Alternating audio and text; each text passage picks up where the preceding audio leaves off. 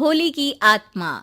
बचपन से शहर में रहने वाला मनोज इस साल होली की छुट्टियों में अपने गांव दुर्गापुर वापस आता है, जहां उसे देख पूरा गांव खुशी से झूम उठता है।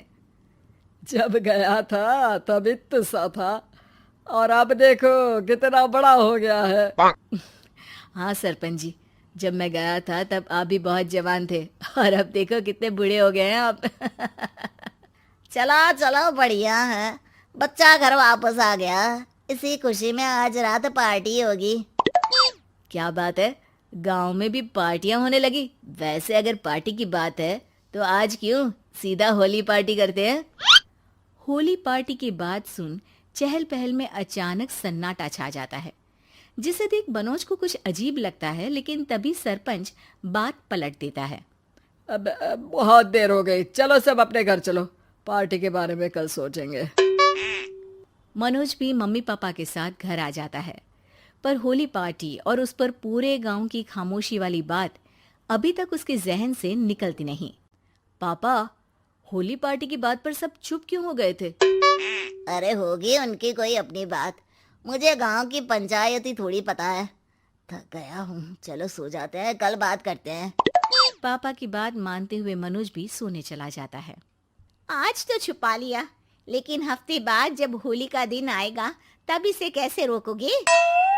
अगली सुबह सूरज के साथ ही मनोज भी गांव घूमने निकल जाता है, जिस पर रास्ते में उसे अपनी ही उम्र के कुछ लड़के भी मिलते हैं, जिनसे दोस्ती कर अब वो उनके साथ घूमने लगता है। इसी तरह कुछ दिन बीत जाते हैं और होली नजदीक आने लगती है। दोस्तों, होली में 4 दिन ही बचे हैं, पर गांव में उसकी कोई तैयारियां क्यों नहीं दिख रही? क्योंकि यहाँ होली नहीं मनाई जाती। अरे पर ऐसा क्यों? वो राजा भूषण। अरे तुम 4 दिन के लिए आए हो, क्या इतना सोच रहे हो? चलो कुछ खाने चलते हैं। इसी के साथ एक बार फिर होली की बात को टलते हुए देख मनोज को शक होने लगता है। वो घर पहुंचते ही इंटरनेट पर अपने गांव और राजा भूषण के बारे में जानकारी निकालने लगता है। क्या?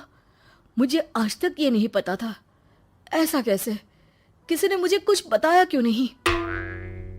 सारी जानकारी लेने के बाद मनोज गांव वालों या अपने मम्मी पापा से कुछ पूछे बिना खुद ही उसकी सच्चाई के बारे में छानबीन करने लगता है, जिसके चलते वो राजा भूषण की हवेली में पहुंचता है। वाह, क्या हवेली है यार। पर क्या यहाँ सच में कोई भूत है? हेलो भूत जी, कोई है क्या? हम इस साल गांव में होली सेलिब्रेट कर रहे हैं, क्या आप उस पर थोड़ा इंटरव्यू देंगे? मनोज के ऐसा बोलते ही गांव में तूफान उठ जाता है और हवेली में रखी सारी चीजें हिलने लगती है। एक अदृश्य शक्ति मनोज को धक्का देकर हवेली से बाहर निकाल दरवाजा बंद कर लेती है। ये सब देख मनोज हैरान रह जाता है। क्या अभी मुझे हवा ने धक्का देकर बाहर निकाल दिया? मेरे होते हुए इस गांव में कभी होली नहीं मन सकती, इसलिए दोबारा ऐसी कोशिश भी मत करना, अंजाम बुरा होगा। आवाज सुन मनोज हैरानी से इधर उधर देखने लगता है, पर उसे कोई दिखाई नहीं देता। वो गांव वापस आ जाता है, जहां तूफान की वजह से सब कुछ तहस महस हो चुका होता है। आखिर ये तूफान आया कैसे? ना ऐसा कोई मौसम था और ना ही हमने होली का त्योहार मनाने की बात की थी। सरपंच की बात पर कोई रिएक्शन दिए बिना मनोज चुपचाप अपने घर चला जाता है। इस तरह देखते ही देखते होली का दिन भी आ जाता है और मनोज रंग लेकर गांव में निकल जाता है, लेकिन गांव पूरी तरह खाली होता है। अरे त्योहार का दिन है, धूमधाम की जगह मातम क्यों मनाया हुआ है? मनोज की आवाज सुन सब अपने घर की खिड़कियां खोल के घर के अंदर से ही उसे वापस जाने के लिए कहने लगते हैं, पर वो किसी की नहीं सुनता। तुझे पहले भी समझाया था, अगर होली खेलने की कोशिश भी की तो अच्छा नहीं होगा। अरे बात मान लो बेटा, तुम्हें सच नहीं पता। मुझे सब पता है। सालों पहले इस राजा ने एक अंधविश्वास फैलाया और आप लोग आज तक उसे मानते आ रहे हो। अरे बेटा, जब तुम पैदा भी नहीं हुए थे उससे भी बहुत पहले से इस गांव पर होली का श्राप है। अगर गांव में होली का त्योहार मनाया जाता है तो प्रलय आना पक्की बात होती है।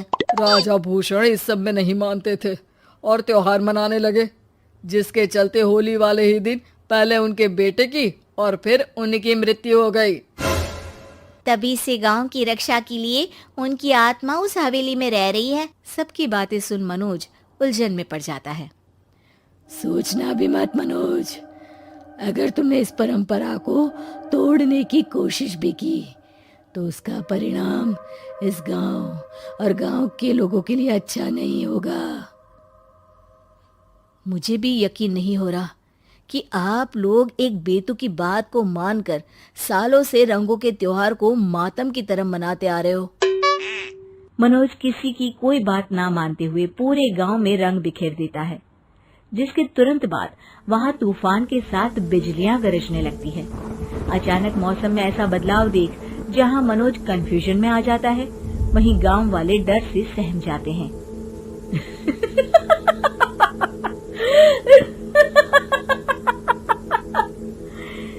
इस लड़के ने हमारे जैसे सिर्फ अपने स्वार्थ के लिए नहीं बल्कि पूरे गांव की खुशियों के लिए यहाँ होली मनाई है, जिस वजह से अब इस गांव पर होली का श्राप टूटता है।